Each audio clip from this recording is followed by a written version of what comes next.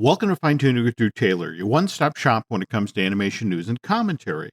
I'm Drew's co-host, entertainment writer Jim Hill, and he and I are recording this show on Friday, December 10th, 2021. So, Drew, another crazy week out in LA, or? Another crazy week. Jim, you know me. Mhm, I am crazed, and this is a totally crazy time of year mhm, mhm. as awards are getting underway. And, I just filed my Critics' Choice ballot. I'm writing articles for the Wrap magazine that'll be coming out in the next issue. So, yeah, I'm just running around, Jim. So it's nice to just hang out and get to chat with you for a little bit. Well, we can't hang out all that long. Nancy and I actually have to head out shortly. We are going down to New Jersey, so Nancy can attend No Lie Christmas Con. Have you heard of this? This is Not until you walked into my life, Jim. So please well, tell the people. okay, it is a 3-day long celebration of all things Hallmark holiday film related. That's being held in the New Jersey Convention Center in Edison, New Jersey. While Nancy's doing that, I'm going to be across the river in Manhattan. I'm headed to the Met to catch the inspiring Walt Disney, the animation of French decorative art exhibit, which opened just today, at the Fifth Avenue facility. This is the Met's first ever exhibition exploring the work of Walt Disney, and it's a celebration of hand-drawn animation. They pulled 60 individual works of 18th century European decorative art and design, tapestries, furnitures, clocks, porcelain, and they juxtaposed them with 150 production pieces that have been culled out of the Disney Animation Research Library, the Disney Archives. Even Imagineering has kicked in a couple of pieces along with the Disney Family Museum. And by the way, Drew, we are supposed to be interviewing the gentleman, Wolf Bouchard, who curated the exhibit on an upcoming fine tuning. And as promised, I will get you a copy of the catalog. So, Yes, it'll be like I'm there. I've got to go out to the Bauer Museum. Did you see there's a new Disney exhibit out there about Disney's crown jewels? That's no. all about the ornamentation of your favorite Disney princesses and live action and animation, and even includes the Heart of the Ocean from Titanic. Because if we'll recall, Oh, that is a no. A Fox Fox co-production. acquisition? Yeah, Holy exactly. cow. So yeah, I'll have to make it out there soon to check that out. That's intriguing because they had that Imagineering exhibit. I know, I missed it. I think it's in Atlanta or something right now, Well, I right? think it's across the street from Elvis's place. That's right. That's right. Yeah, okay, in the event center for Graceland. And I was trying to convince Nancy, we should drive down to the Disney Live event and just slide on over and check out the Imagineering thing. But when I was chatting with the folks at the archive, they weren't willing to discuss where that exhibit was going after the Graceland Exhibition Center, but it is going to continue to travel. So I wonder if that's the case with the Crown Jewels thing at the Bower. But I'm wow, sure. Yeah, it looks really slick, but just opened this week, so I'll try to get over there soon. well, cool. Okay. So we should get to the news. And as always, the news portion of this week's Fine Tuning is brought to you by Storybook Destinations, trusted travel partner of the Jim Hill Media Podcast Network. For a worry-free travel experience, please book online at storybookdestinations.com. Drew, let's start with some television-related news. Sure. Season 2 of Centaur World started on Netflix earlier this week, Tuesday, December 7th. They dropped 8 episodes rather than 10. The first season of Centaur World, which debuted on Netflix back in July of this year, had 10 episodes. And when this show, which is created by Megan Nicole Dong, was initially greenlit and announced back in July of 2019, it was with the understanding that it would be 2 seasons of 10 episodes each. And, with the pandemic, we've seen this happen. Didn't What If, the Marvel series, was supposed to deliver 10, but because of issues related to the pandemic, they can only deliver 9 for season 1 of that show, right? Yeah, I think that extra episode is going into the second season, but Hmm. I don't know if that's 100% confirmed. But obviously, we know the second season is coming. Yep. And we've also talked about how they order these batches of episodes too. When they announce there's a second season, it's usually already been produced and is sitting somewhere. I mean, that's it exactly. Here are the pile of episodes, and you decide what season 1, what season 2. And what's interesting is fans of Centaur World are actually hoping that these 2 not delivered episodes will be rolled into a season 3 of the show, which, just to be clear, hasn't been greenlit, not even hinted at.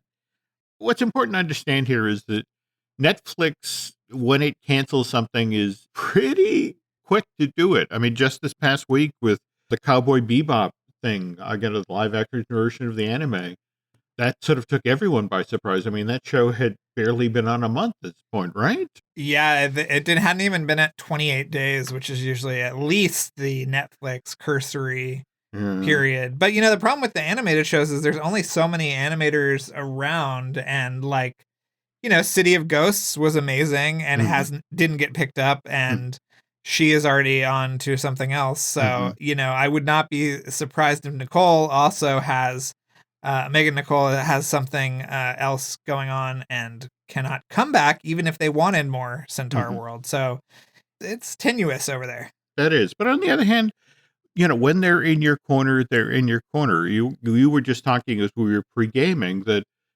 somewhat surprised there's yet another Aardman thing coming, right?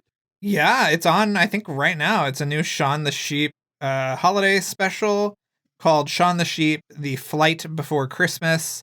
And I think I speak for Jim when I say that we love Shaun the Sheep. We do. And Back to the Outback is out today. So we got to finish. We only saw 20 minutes of it or whatever. That's so we got to see. They hadn't even gotten to the Outback. Okay, now I know what my Friday night looks like. As we're talking about Netflix, also worth noting that season 4 of Camp Cretaceous showed up on this streaming service just a week ago, Friday, December 3rd, 11 episodes. And you were commenting that the trailer for DreamWorks Dragons, The Nine Realms just dropped. And it had some thoughts about the look of that, right? Well, yeah, I mean, I thought it looked very similar to Camp Cretaceous. It's modern day. It's kids discovering the dragons sort of underneath the earth or something. And it just looked very similar to Camp Cretaceous, just in the way that it is being sort of framed and animated. And yeah, did you not get the same vibe? No. I did. That's the thing. I got your note. I followed the link, and it's like, wow, Drew got it and won. But at the same time, the dragon that we get to look at, I think they did the DreamWorks Dragon Holiday Special a few years ago, and this lead dragon looks an awful lot like Toothless's offspring. So yeah, what was the other one called? The white one? Say you would ask that. You see them at the end of How to Train Your Dragon 3, so you don't even have to have watched the Christmas special to. No, not at all. But yeah, I agree. I think it will probably be one of those dragons, but I mean, it's a cool idea. I mean, I always wondered if they were ever going to bring it into the kind of modern day, and they certainly have. Sure, you've seen the most recent updated piece of concept art for Epic Universe, and literally right after you enter the park on the right side is the How to Train Your Dragon themed area for the theme park. And they're leaning heavily into the whole Toothless era of that franchise. So, and it's got a theater show and a ride and meet and greets and the whole schmear. Oh, wow. Well, we talked about how Epic Universe at one point had a Sing themed hotel. And it should not surprise you, Jim, that Sing 2 takes place almost entirely in a hotel. Ooh. So I would say watch that with an eye towards Epic Universe. Yeah. Okay, I will. In fact, just today I got an invite. I guess that they're starting to do the press screenings next week. I know they had done the earlier audience come to this screening, so we can get conversations going about Sing 2. Yeah, they've been screening it. I mean, every day is probably an exaggeration, but it's not much of an exaggeration out here because they're going for that animated feature nomination, and also U2 has a new song on the soundtrack, which they are very, very excited about. So if you want to read my interview with Garth Jennings, who directed it, and I also have a piece in the late January issue of the Rap magazine that's all about how they created Bono's big musical number in the movie. So keep an eye out for that, Jim. I'll send you links whenever they go up. Cool. All right. Speaking of things headed into theaters, we had our trailer for Sonic the Hedgehog 2 dropped early this week during the Games Awards. What was your take on this one? I mean, face it, we get Tails, we get Knuckles, and we also get Jim Carrey going full bore as the villain from the game. I mean, just the most 90s Jim Carrey has been in quite a while, I feel like. No, absolutely. Yeah, that we're back in the mask country. Yes, we really are. So yeah, it looked fine. I mean, I don't know. Those movies are not for us, Jim. They are for very young people who need to be entertained for an hour and a half, and I hope this does the job. But I mean, the animation looks beautiful. I think I sent you a note about who I think DNEG and MPC are the two most responsible for the animation, and I think that it looks great. Looks really, really nice. It seems like it's coming out like 8 months after the original, which is very weird. But some of that had to do with the first trailer of that movie, and this one seemed to have overall gotten a positive response, whereas that trailer did not. But that's another story for another time. They had all the assets ready this time, Jim. No more redesigning. Well, there we go.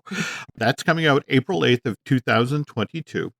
We also just this week got word about Disney's new animated feature for 2022 for the Thanksgiving weekend, Strange World. And, we got a piece of concept art and we got kind of a description of the film. The Strange World centers on the legendary Clades of a family of explorers whose differences threaten to topple their latest and most crucial mission. On Instagram, Disney Animation teased that Strange World journeys into an uncharted and treacherous land where fantastical creatures await. Does this sound familiar to you at all, Jim? It's like a movie from, I would say, roughly 20 years ago. All right. Directed by Don Hall, who did Big Hero 6 and Ray and the Last Dragon.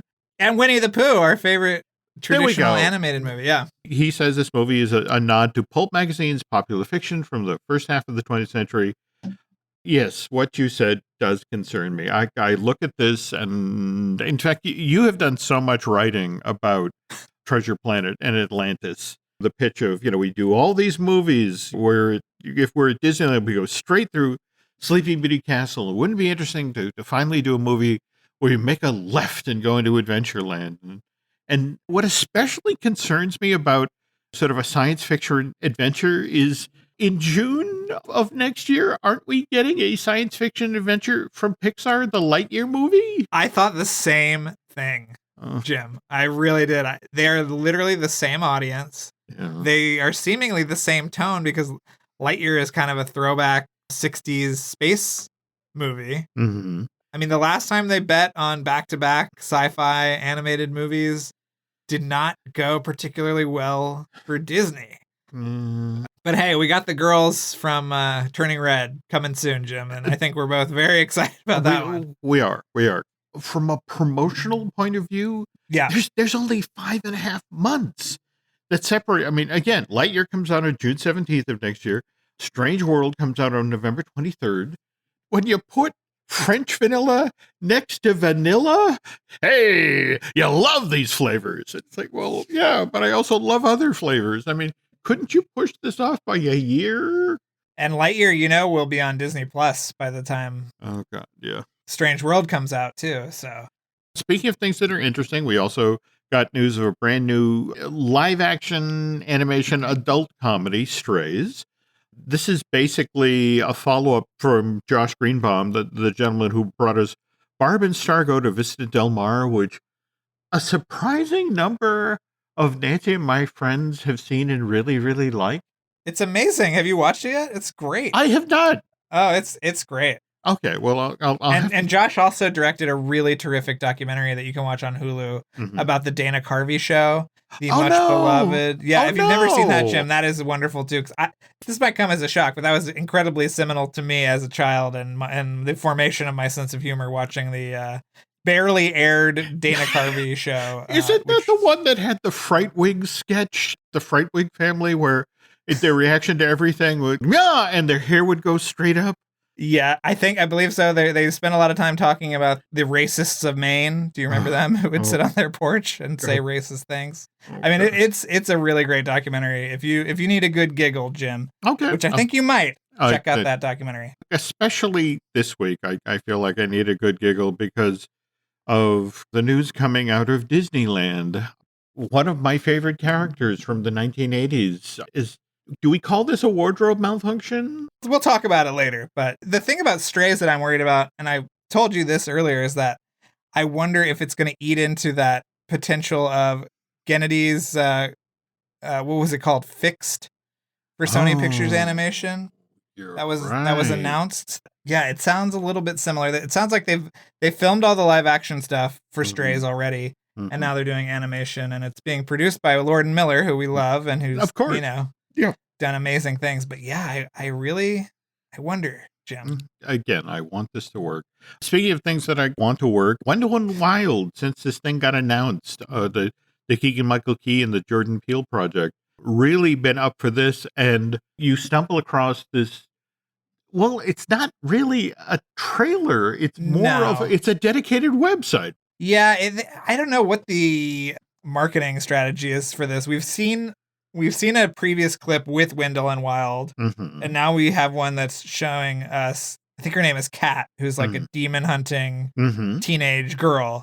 Yep. And we just see a few seconds of her, but the design is so striking. The animation is gorgeous. Yeah, I cannot wait to see. I mean, the fact that we're getting a Henry Selick stop motion movie and a Guillermo del Toro stop motion movie in the same year, that's pretty exciting. I agree. Folks, you have to go check this out. It's Cats Boombox, and Cats with a K, and that's all one word.com. And it's seriously, if you go there, there's a boombox sitting at the top of a staircase that is playing music, and it's always new music too. But again, this Henry Selick film will be coming out on Netflix next year, 2022. And speaking of next year, Mickey's Toontown will be closing in March of 2022 for a refresh of reimagining. And one element of that debuted this week, and that's not going to please Roger Rabbit fans, but we'll talk about that more in a moment. The family that vacations together stays together. At least that was the plan. Except now the dastardly desk clerk is saying he can't confirm your connecting rooms. Wait, what? That's right, ma'am. You have rooms 201 and 709. No, we cannot be 5 floors away from our kids. The doors have double locks. They'll be fine. When you want connecting rooms confirmed before you arrive, it matters where you stay. Welcome to Hilton. I see your connecting rooms are already confirmed. Hilton, for the stay.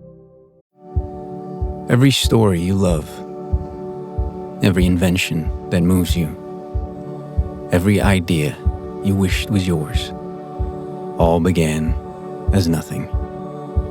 Just a blank page with a blinking cursor, asking a simple question. What do you see?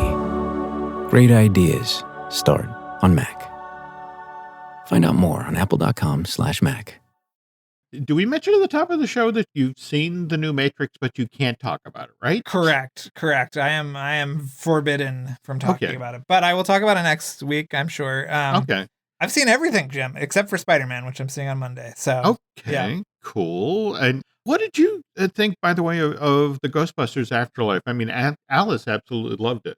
Yeah, I thought it was great. It's so fun. It's got so much heart. The effects are wonderful, and you could probably watch it at home, Jim, whenever it comes out. But if you can get to a theater, it's well worth it, I think. Okay, now speaking of the effects, and not to spoil kind of a key element of this right. film. I think that people, if they haven't been spoiled, they probably know this is coming. But anyway, go ahead. Harold Ramis's character, we lost Harold like 3 years ago, 4 years ago. I think it was 20. 17 something, 16, something like that. Something like that. Yeah. And what's terrific about this film is that the original Ghostbusters come back at a key moment, and Egon gets to join his friends, and which over the past couple of years, this has been the sort of thing that has been done in films with varying degrees of success, and some people. Who would you say is a more successful version than others? We got Tarkin. Tarkin came back. Peter Cushing, that was worthwhile. I mean, for me, I tracked them all the way back to, remember that Fred Astaire ad where the family allowed them to reuse the footage of Fred dancing, but he was with a vacuum cleaner. I thought you were going to bring up the Humphrey Bogart Tales from the Crypt episode that was directed by Robert Zemeckis back in the day. Do you remember that one? And what was the Schwarzenegger, the infamous, Last Action Hero, where, I mean, it's only for like 1/10 of a second, but they do bring Bogart. There's that moment where the police chief is partnering up people, Yes. And you get the animated cat and you get Humphrey Bogart from the Big Sleep.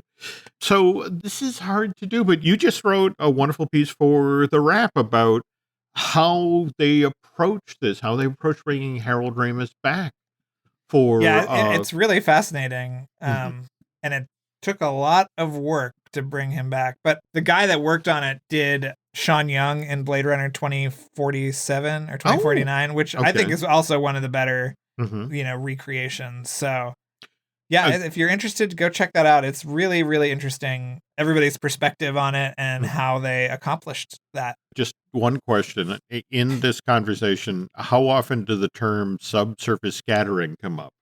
Well, what's interesting is they actually, so the kind of ghostly effect was an afterthought. They actually created a version of Harold from 1984, put him into footage from Ghostbusters, and people could not tell the difference. Wow. So all the glowing stuff and all of that was an afterthought. They had to get Harold down completely. And it's pretty amazing what they did. So check that out. I've been a Harold Ramis fan since his, the SCTV days back when he was Mo Green up in Mellonville. That was a great show. And all right, now I got to go take a look at this. Okay. So anyway, getting to that Disneyland news, Drew. Yes. Back in November, we learned that there was an ambitious new reimagining of Mickey's Toontown going to debut in 2023 and supposedly tied to the launch of the West Coast version of Mickey and Minnie's Runaway Railway. And here's from the announcement on the Disney Parks blog. Building on the legacy of Mickey's Toontown, Imagineers are working to create some all-new experiences so families and young children can have more opportunities to play together inside of Disneyland Park. The beloved Mickey's Toontown will transform into a vibrant symphony of sights, sounds, and sensations. Focusing on today's families with young children, Mickey's Toontown will feature new play experiences as well as open, grassy play spaces where everyone can unplug. The land will feature landscaping for both spontaneous family play and parental relaxation. So, and then, Josh D'Amaro, the head of Disney Parks, steps in. In fact, he announced this last month at IAPA at the Attractions Expo. But he goes on to say, the newly reimagined Mickey's Toontown will be a welcoming place for families and younger guests can connect and play together in fun new ways. So again, we've got young children and we've got younger guests. And God, the Dreaming Tree. Did you hear about they're building a Dreaming Tree as part of this expansion of Mickey's Toontown? Which no. Do you know about the Dreaming Tree in Marceline? No. Oh my God. Marceline, again, the birthplace of Walt Disney. Or excuse me, not the birthplace. They're the family. Again, so many people claim chunks of Walt's life. So, this is where he grew up as a child. And the folks in Marceline, evidently the archive actually found this, that Walt at one time would talk about a tree he'd climb up in Marceline. And they found the tree. And they dubbed it the Dreaming Tree. And they made it part of their tour. And then the Dreaming Tree, I try not to read too much into this, but the Dreaming Tree got struck by lightning. But they saved 3 saplings from it, so they replanted it in Marceline.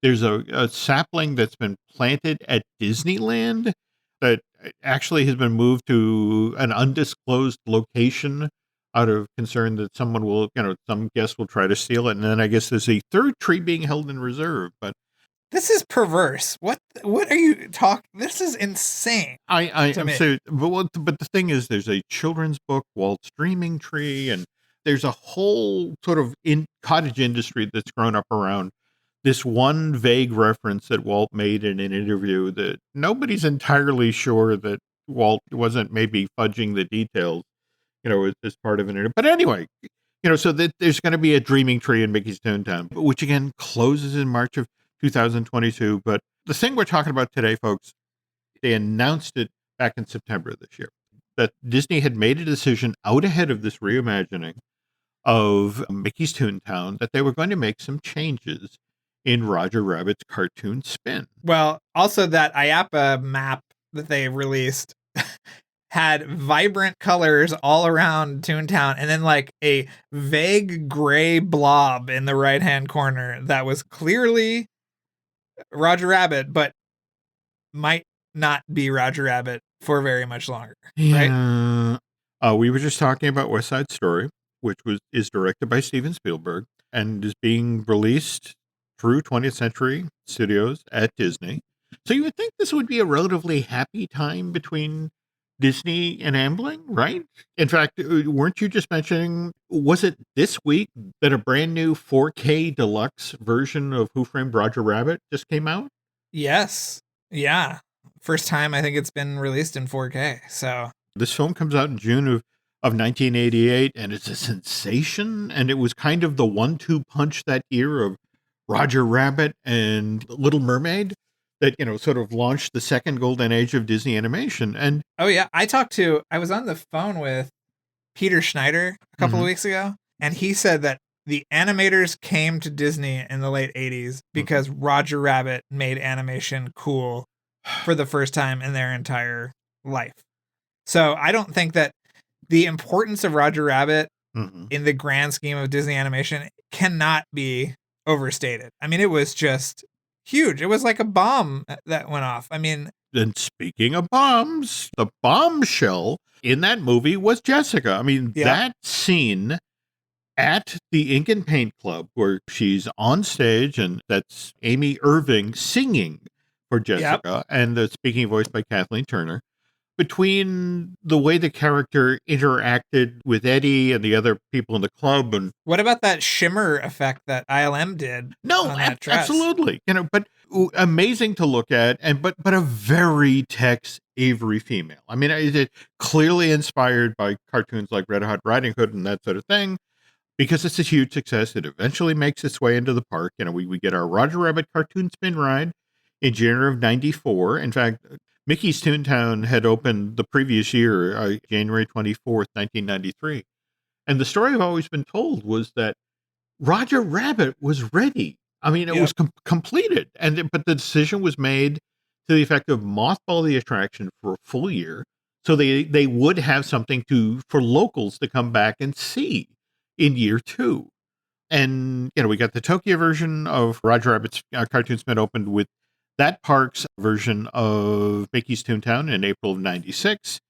And for years, this attraction has run, and it's like, has anybody complained? Because this is the thing, the notion of now suddenly, at least according to the announcement in September of this year, that Jessica evidently decided she wanted to have a career. She's going to become a private detective and break up a crime ring that's operating in Toontown. So wasn't the original inciting event of the whole ride, Jessica had been thrown in the trunk of the car by the weasels, and Roger had to go rescue her, and they pulled her out of the trunk, a month or so ago, and now they have her posing with the weasels, but she's now in Dick Tracy's outfit. Well, did you not flash to another instance when Jessica was replaced by Dick Tracy? And I'm speaking, of course, Jim, of our favorite nighttime entertainment district, Pleasure Island. Oh, yes. Jessica's I think it was called Jessica's Warehouse, and it literally sold lingerie. It did.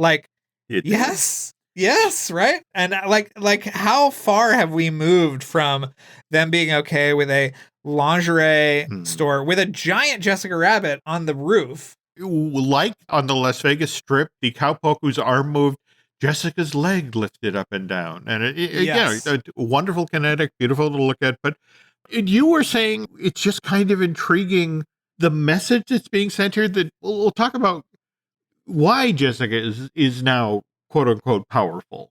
Well, I mean, she's empowered because they're dressing her like a man, which I think is just really weird. Like she can't be sexy and empowered. It's got to be one or the other. Mm-hmm. And I just think that's a super weird message to send. And I think the execution of how they're rolling her out. I mean, the first time they took her out of the ride, they had not announced anything. People just went on it and she was gone. And I don't know if you saw the really poor like newspaper that they put up in the queue that sort of explains that she's decided to fight crime. It's like, but that was what Roger and Eddie were doing that. I don't understand why she has to do it too, or is that the only thing that she could do in Toontown? Or I guess it's maybe the only thing that fits with the story of Roger Rabbit's cartoon spin. Yeah, I think it's pretty unreasonable and totally unnecessary. You tell me. It's not like Disney hasn't done this before. I mean, think about it. Roger Rabbit comes out in June of 88. In September of 89, we get that wonderful Pixar short, Knick Knack, where we have the snowman who's trapped in the Welcome from Nome snow globe, who looks across the way, and there's the beautiful bosomy mermaid from Welcome to Atlantis, I want to say. And the whole short is about him trying to, oh no, wait a minute, that I'm blowing the gag, because it's like there's the Welcome to Miami girl who's wearing the bikini and you know, Right. rather large chested, and that's the whole gimmick of the thing, is that he's trying to get out of his snow globe and get to the Welcome to Miami. But what ends up happening is that in 2003, Disney makes the decision that they need a short to be paired with Finding Nemo when it goes out into theaters. So Pixar decides Knick Knack never got the theatrical release the attention it deserved. Wasn't it made for a theme park or something? Wasn't it in 3D? I want to say yes, it was done in 3D, but it debuted at SIGGRAPH. In fact, this was when SIGGRAPH used to be held in Boston. And I remember I was living in Boston at the time, and it was just the roars that came up from all the horny nerds about, you know, how genuinely funny this short was. And look, boobs. But again, you know, now it's May of 2003, and they're looking to pair it with Nemo. And John Lasseter talks about how now they're all dads, and a lot of them have daughters, and suddenly they're looking at the giant boob jokes, and you know, they kind of feel like boobs because they made this short. So both the Miami Knick Knack and the mermaid and the fishbowl were reanimated to have much smaller breasts, and in fact the mermaid, they actually put a seashell bra on her like Ariel. And Lasseter defends the change. It's like, it wasn't big bad Disney coming in and insisting we do this. This was our own choice. It was crossing a line personally for as a father. So I decided to decrease these characters' breast size. So if you look back, July of 1998, when Melody Time came out, people talked about how Disney had waded into the VHS release and had edited out all of Pecos Bill's use of tobacco. And in fact, it was also Make Mine Music, right? The other Yes. package feature from the 40s that had, in fact, I want to say it was the opening of the film, The Martins and the Coys, which big hillbilly battle number with all sorts of gunplay, and that cut. And weren't you just talking about you recently got the Blu-ray of that? Yes, and it is still gone, even though it says that it was supposed to be unreleased. Mm-hmm. And early material suggested that all 10 musical segments were there. Mm-hmm. It actually includes the 2000 censored version of the film, Mm-hmm. which edits the opening titles and removes the Martins and McCoy sequence, as well as includes all the edits of All the Cats Join In, which edited out sexualized imagery. So- Literally 1940s Bobby Soxer dancing. That every so Right. often you'd see a flash of panties or that sort of thing. But that's where we are now. So Yeah. Jessica Rabbit has to wear a trench coat, and we have to still have it edit out the Bobby Soxers from the 1940s. Because, oh my God, it's shocking. Yeah, I mean, Make My Music is now currently the only Disney animated feature still not available on Disney Plus as well. I don't know what the hell. I mean, is this the next article I write? Clearly, I mean, what why they've chosen to censure this is just insane. But at the same time, Josh D'Amaro, they seem pretty upfront about it. I mean, if you seriously, you got through that press release, and how many variations on young children, young people, you can't possibly expose them to Jessica Rabbit as she is in the 1988 film, which, by the way, you can buy right now on Blu-ray in a wonderful. If you really want to see Jessica, 4K. yeah. This is one of these moments where there's this myth about this, the monolith Disney, the master of synergy Disney. And you and I both know Disney is 35 or 38 now, individual little companies that sometimes share goals, sometimes share agendas, but mostly don't really talk to one another. Yeah. And especially because Toontown was part of an effort to make Disney cool again for older kids. I mean, it was right around the corner from Videopolis, and now it is going to the kids. So we'll can't wait to see what the BP oil spill guy, how he spins this one, Jim. Yeah, it's so funny you mentioned that, because it's like Eisner didn't hire Zena Muka till 2003. He had literally been on the job for almost 20 years before he felt he needed a crisis management person, somebody who could really wade in. And let's be honest here, it was the middle of Save Disney at the time, and it was a smart move. Iger, on the other hand, saw what Xena had done for Michael, and it's like, hey, you want to hang around? Just in case. And just the fact that here Chapek hasn't even taken over yet, and Xenia is walking out the door with Bob come January.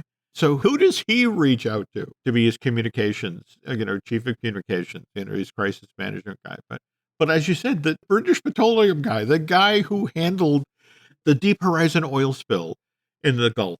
A real friendly face that'll put your mind at ease about a cuddly family corporation, and also lead a lobbying group in Washington, D.C. that Disney is establishing for such things as the copyright battle over Mickey Mouse that will be approaching very soon. So, a lot of fun things going on over at Disney these days, Jim. Anybody who has actually been on Mickey and Minnie's Runaway Railway knows how violent and how edgy and funny that is. And the notion is you're putting in that ride, but you got to make Roger Rabbit's cartoon spin toothless.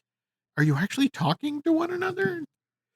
All right, let's talk about more pleasant topics. In fact, what's been interesting for me is seeing other people around the web talk about how much they've been enjoying your Ghost Protocol anniversary shows over on Light the Fuse. I mean, I feel weirdly parental. It's like, oh, hey, look, other people are enjoying this. So, yeah, I mean, it's always a surprise, Jim. Let's put it that way. No, it's great. It's great. Now, is that continuing, or we got? Oh yeah. We've got a lot of fun stuff coming up. We just talked to the guy who plays the Fog, who's the kind of shadowy arms dealer who took over for Vanessa Redgrave, and we talked to Anthony Giacchino, who's Michael Giacchino's brother, who did all the behind the scenes stuff, and so our celebration of Ghost Protocol will dip into 2022 for sure. Oh, cool. Okay, because they've been such an amazing series of shows, and you get to hear so much great Hollywood history in addition to getting a deeper appreciation of the Mission Impossible films, the John Wick franchise, and likewise, you're really looking forward to more stories about Top Gun and of course the sequel Maverick, which we get next year. But anyway, Drew, if folks are looking to keep closer tabs on you, and of course, you're always posting great fun stuff on social media, where can they find you? Drew Tailored, like a tailored shirt, on Instagram and Twitter. Nancy would like me to remind you all that you can find us on Twitter and Instagram at Jim Hill Media, and over on Facebook at Jim Hill Media News. And so thanks for listening now, folks, and Drew and I will be back with a brand new fine-tuning next week. Till then, thanks for listening, and have a good night.